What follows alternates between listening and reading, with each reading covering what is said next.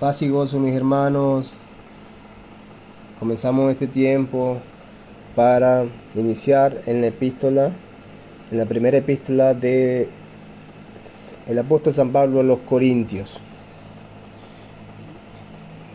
Recordando que esta epístola el apóstol la dirige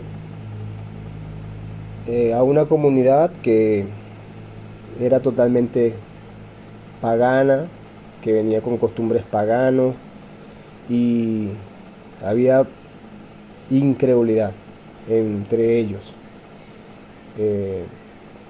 Una comunidad pecadora, pecaminosa, débil, que nos vamos a encontrar diferentes problemáticas a lo largo de toda la epístola que el apóstol pues aborda con el evangelio. Esta epístola fue escrita entre los años 50 y 60 durante uno de los viajes misioneros del apóstol Pablo en la comunidad de Asia. Luego estaremos estudiando esos temas con profundidad. Los corintios eran una comunidad de Grecia, pero enlazada con los romanos, o sea, tenían esas costumbres. Y todo lo que vamos a ver acá, pues es parte de una problemática que se generaba por el tema cultural, donde pues lo que sucedía en esos tiempos con respecto a las etnias les trajo bastantes problemas a ellos, cuya problemática llegó a los oídos del apóstol Pablo, por lo cual se vio necesaria enviar esta primera carta que vamos a leer. Entonces, bueno, vamos a empezar capítulo 1. Este estudio lo comenzamos con el capítulo 1 y comenzamos con el versículo 1. Pablo, llamado a ser apóstol de Jesucristo por la voluntad de Dios, y el hermano Sóstenes, a la iglesia de Dios que está en Corintio, a los santificados en Cristo Jesús, llamados a ser santos con todos los que en cualquier lugar invocan el nombre de nuestro Señor Jesucristo, Señor de ellos y nuestro.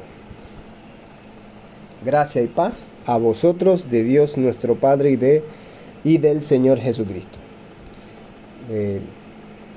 Vemos rápidamente que en el versículo 2 está el propósito de la epístola. El propósito de la epístola viene siendo que Dios los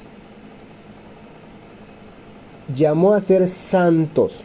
Él los ha llamado a ser su pueblo santo junto a todos los que en todas partes confían en el Señor Jesucristo. Entonces, estamos viendo que la comunidad de Corintio, como les adelanté, era una comunidad que estaba en pecado. A pesar de que ellos eran creyentes, seguían en pecado porque ellos traían costumbres pecaminosas y ellos adoraban ídolos. Esas eran las costumbres que ellos tenían.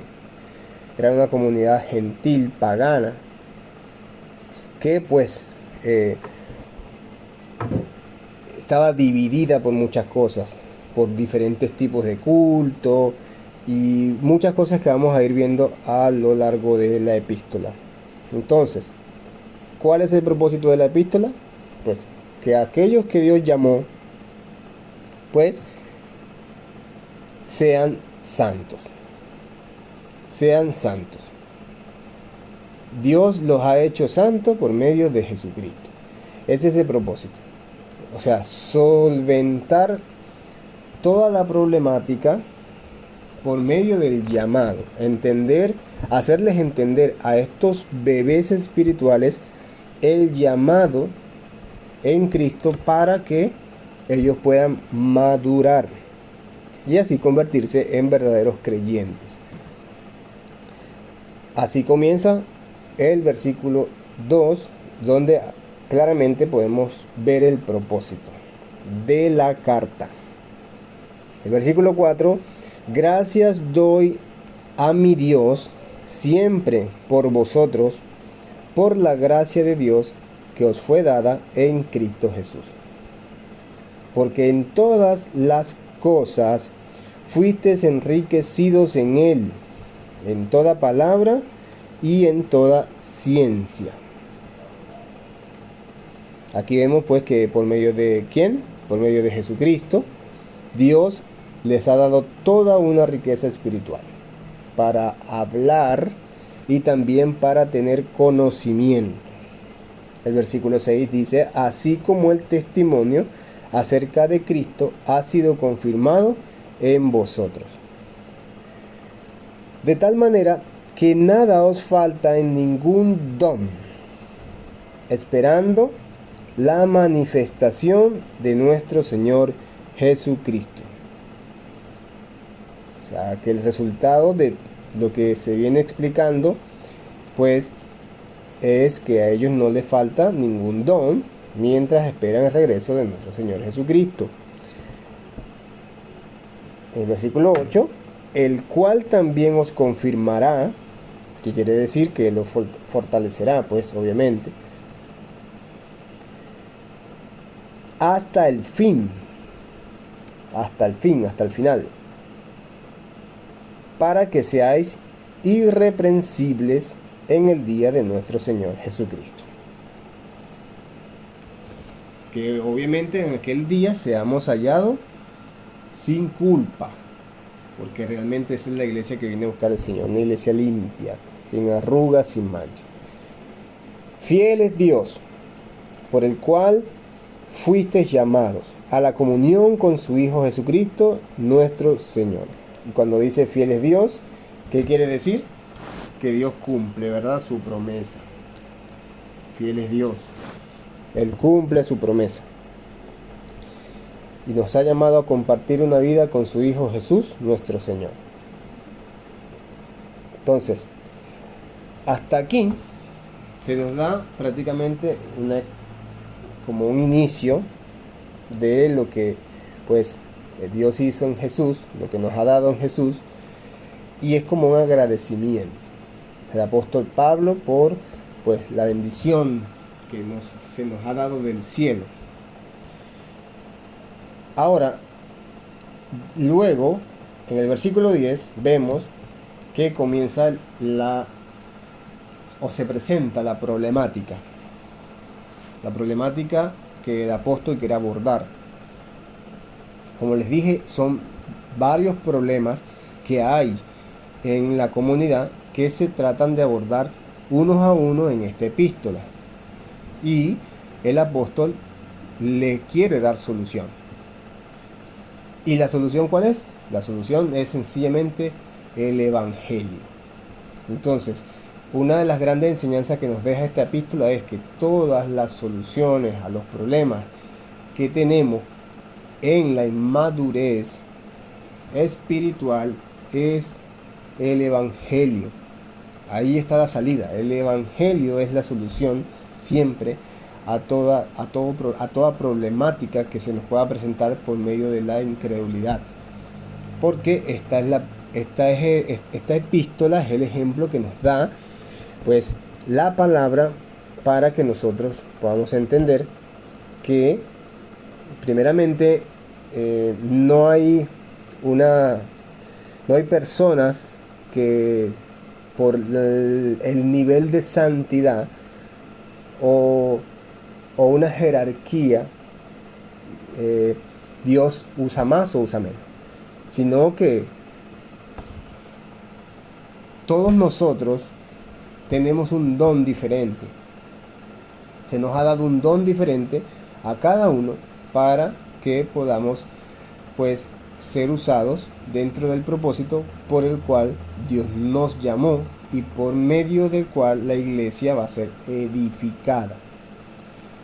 De la manera en que Dios nos va a ir santificando, o sea, nos va a ir haciendo crecer espiritualmente, y pues toda la problemática se va a resolver a través del Evangelio, que es lo que nos trata de enseñar el apóstol acá. Entonces vemos en el versículo 10 que él aborda la problemática y dice: os ruego. que es les pido, ¿verdad? Os ruego, pues hermanos, por el nombre de nuestro Señor Jesucristo, les pido, ¿verdad, hermano? Que en el nombre de nuestro Señor Jesucristo, después que Él hace el agradecimiento, que Él enseña todo lo que Dios nos ha bendecido, todo lo que hemos tenido, lo que se nos ha dado, ¿verdad? Todas esas bendiciones de lo alto, bendiciones del cielo. Dice que nos ruega, os ruego, pues hermanos, por el nombre de nuestro Señor Jesucristo, que habléis todos una misma cosa y que no haya entre vosotros divisiones, sino que estéis perfectamente unidos en una misma mente y en un mismo parecer. ¿Qué quiere decir? Que se pongan de acuerdo para que no haya divisiones. Todos con una misma idea, todos con un mismo propósito. Entonces vemos acá que hay una problemática. ¿Y cuál era la problemática? Por el tema de las costumbres o el tema de la cultura de la época. Como les dije, que está entrelazada las costumbres griego-romano. Había divisiones entre maestros y cada quien pues se inclinaba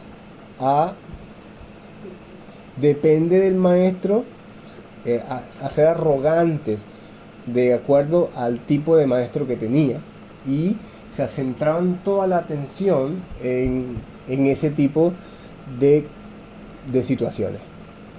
También parte de las cosas que se hacían presente allí eran las divisiones entre pues clases, lo que era judíos, lo que eran gentiles, lo que eran personas de adineradas, los que no tenían dinero, y así entre otras cosas, de acuerdo a lo que se mezclaba, pues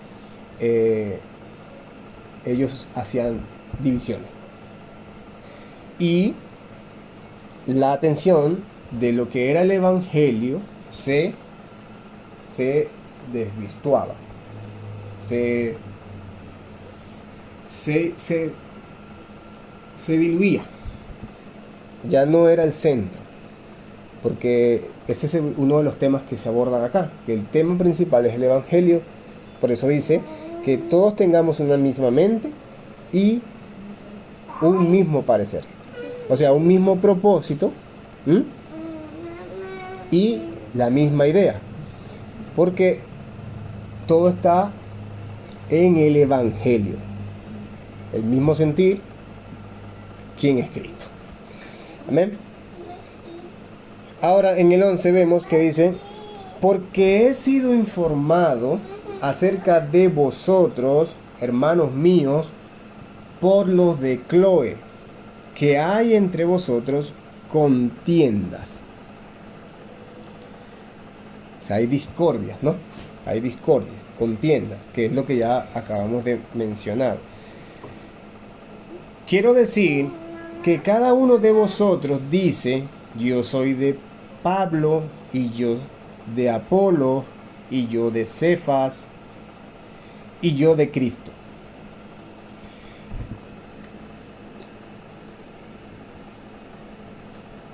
¿Acaso está dividido Cristo? ¿Fue crucificado Pablo por vosotros? ¿O fuisteis bautizados en el nombre de Pablo? Aquí vemos claramente que no está haciendo la pregunta apóstol Pablo, pues que ¿acaso estará dividido Cristo? Como para que hayan este tipo de discordia, cuando el evangelio se trata de Cristo, no de hombres, sino de Cristo, no de maestros, sino de Cristo. Entonces, la misma mente y el mismo parecer, cuyo enfoque es Cristo, es lo que va a unir, no va a provocar discordia. Y precisamente aquí había una mezclilla de todas esas costumbres étnicas y todo lo que estaba pasando, porque esta comunidad eran realmente nuevos creyentes. No era una comunidad que había creído toda la vida, era una comunidad pagana, por lo tanto no eran cristianos de años, apenas estaban siendo recién convertidos, y pues por eso había todo este tipo de problemática.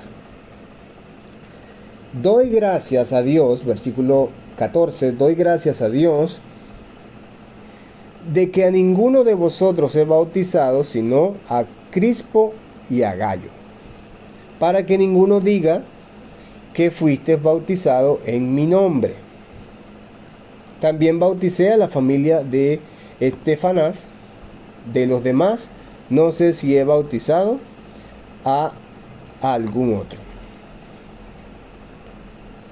Vemos claramente pues que el apóstol humildemente está dando un énfasis para que no se gloriaran en él, que no había pues él bautizado a tantas personas con respecto a lo que era el establecimiento de la fe, y pues causar más divisiones, ¿no? Ahora, él hace ese énfasis para dejar claro cuál es su misión y cuál debe ser la misión de todos aquellos hombres o siervos que pues sirven por medio de los dones para la edificación de la iglesia, o para cumplir pues con el propósito que Dios les ha dado del llamado que tienen, ¿no? 17. Pues no me envió Cristo a bautizar, sino a predicar el evangelio. Y aquí vemos claramente parte de la solución a la problemática, porque fíjense que hay una problemática que el apóstol quiere solucionar.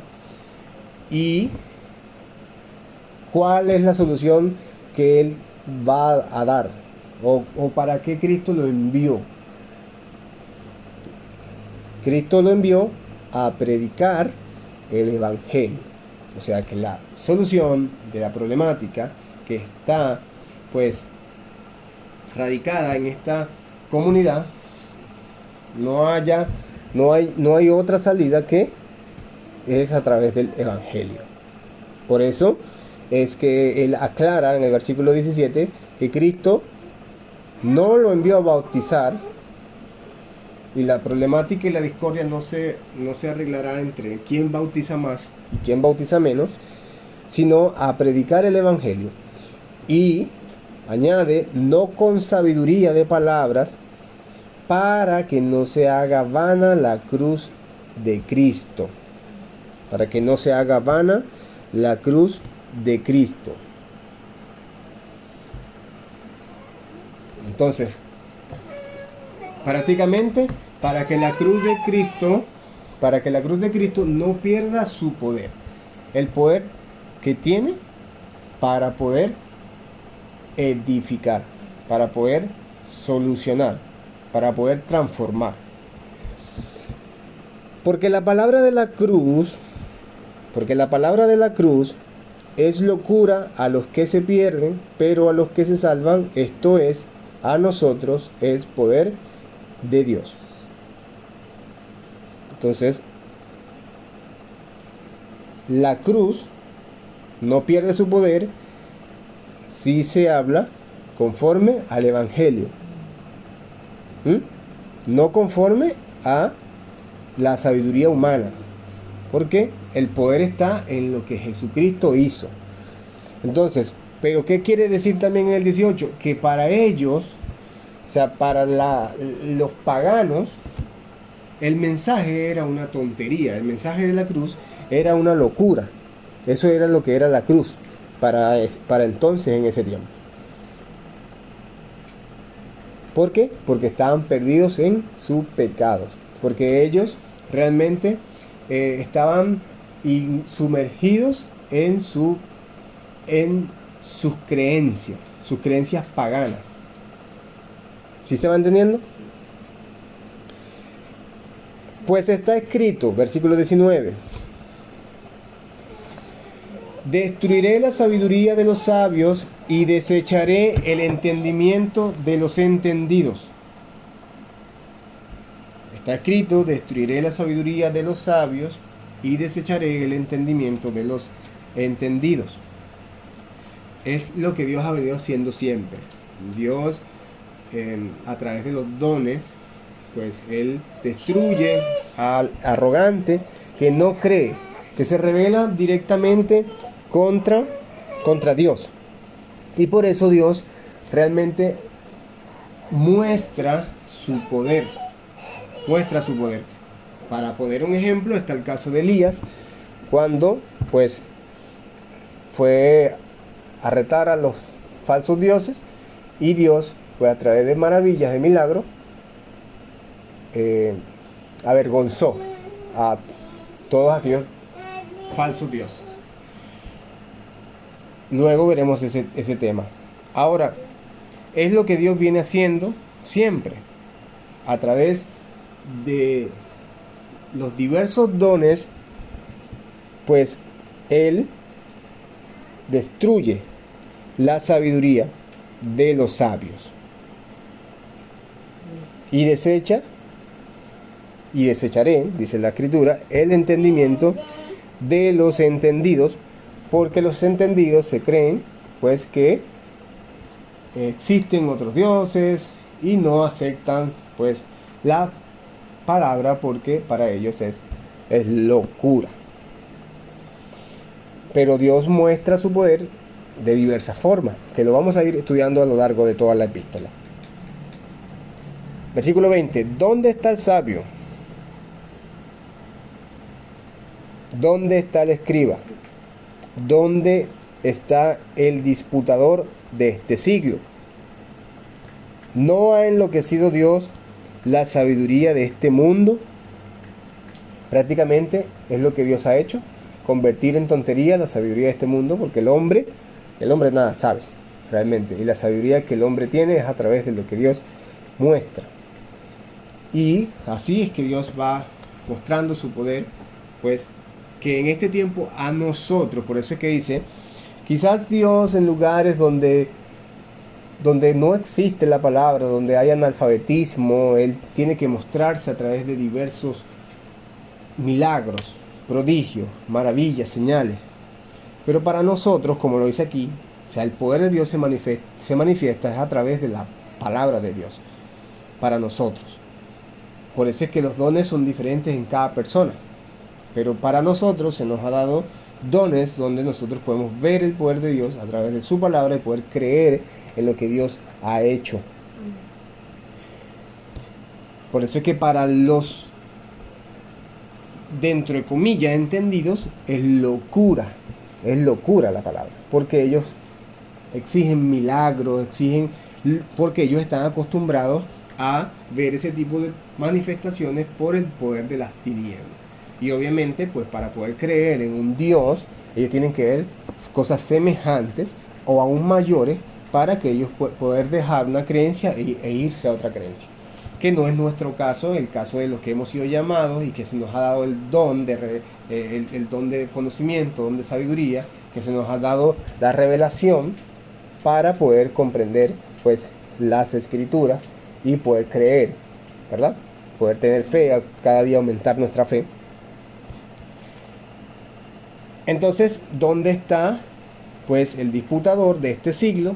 ¿No ha enloquecido Dios la sabiduría de este mundo?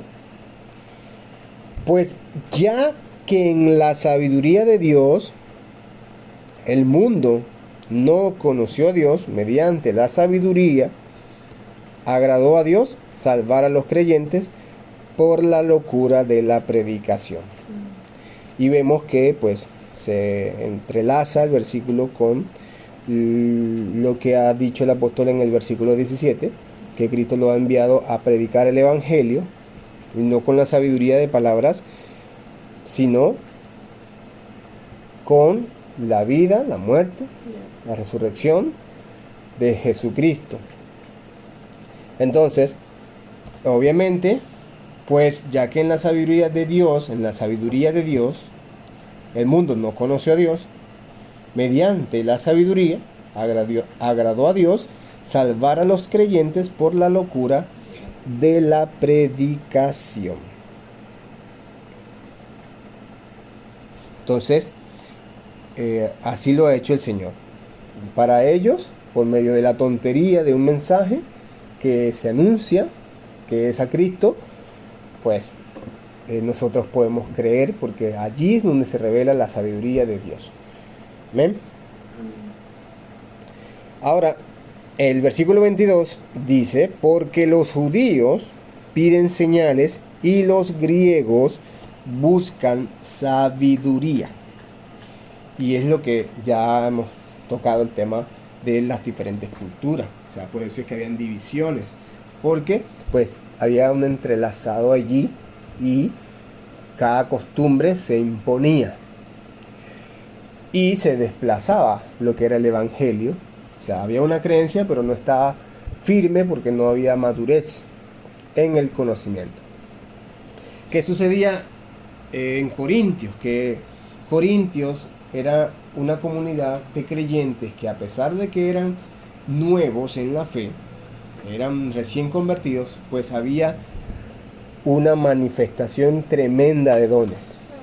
Y eso es lo que nos muestra Dios, de que no necesitas tener un nivel de santidad alto para poder tener dones, porque esta comunidad, aunque eran pecadores, aunque todavía practicaban pecado y estaban siendo pues edificados, tenían una repartición de dones enorme, que no se podía ver, creo que en otras comunidades tan evidente como en Corintio. Pero eso era parte de lo que Dios estaba manifestando, precisamente por pues la debilidad o lo que requería de manifestación del poder de Dios para, como lo dice el versículo, pues desechar el entendimiento de los entendidos. O sea, había muchas personas que tenían diferentes dioses y que ellos manifestaban que esos dioses poseían poderes especiales y Dios tenía que hacerlo de esa manera. Es lo que prácticamente nos da a mostrar la escritura. Por eso había una diversidad de dones tremenda acá, para bueno, Dios mostrar su poder en medio de todas esas personas que pues creían que esos dioses eran los que eran reales. Entonces vemos que no había un nivel de santidad alto, pero aún así Dios se manifestaba a través de los dones que repartía, a través del poder del Espíritu, para pues desechar el entendimiento de los entendidos y así mostrar quién era Él. Amén.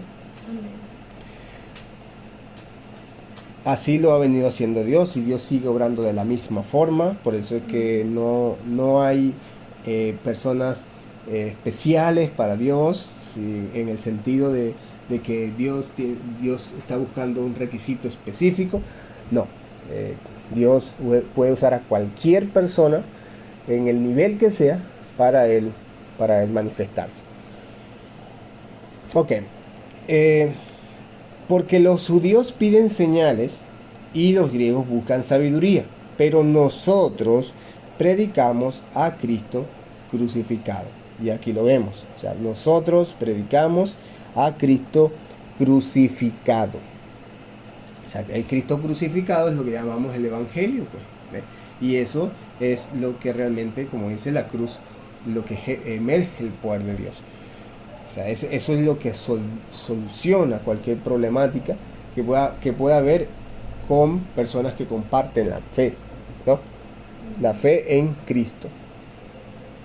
Ahora, para los judíos ciertamente tropezadero, y para los gentiles locura.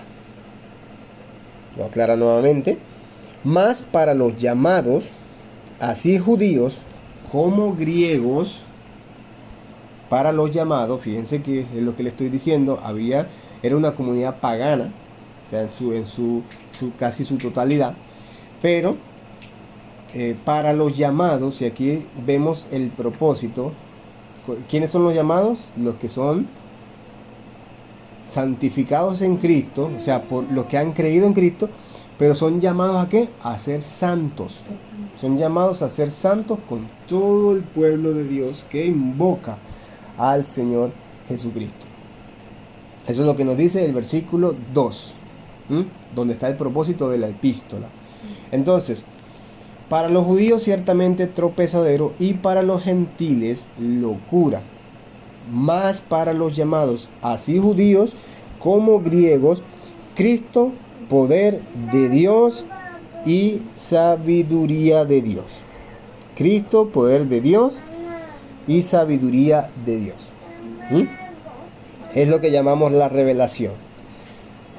Porque lo insensato de Dios es más sabio que los hombres, y lo débil de Dios es más fuerte que los hombres.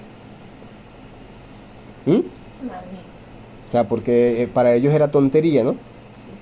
Y la sabiduría de Dios, para lo que era ellos considerado tontería, que era más sabia que la sabiduría de los hombres. O sea, la tontería, lo que a ellos les parecía una tontería, era más sabiduría que la sabiduría de los hombres.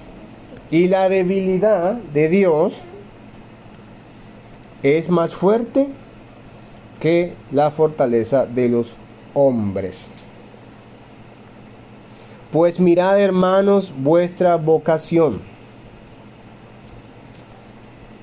que no sois muchos sabios según la carne, ni muchos poderosos, ni muchos nobles. Y es lo que nos está mostrando el Señor a través de la sabiduría, la revelación de Cristo. Nos está mostrando a que recapacitemos, a recapacitar. Hay una exhortación, ¿ah?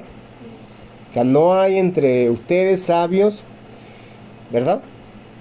Ni tampoco personas quizás que se crean importantes,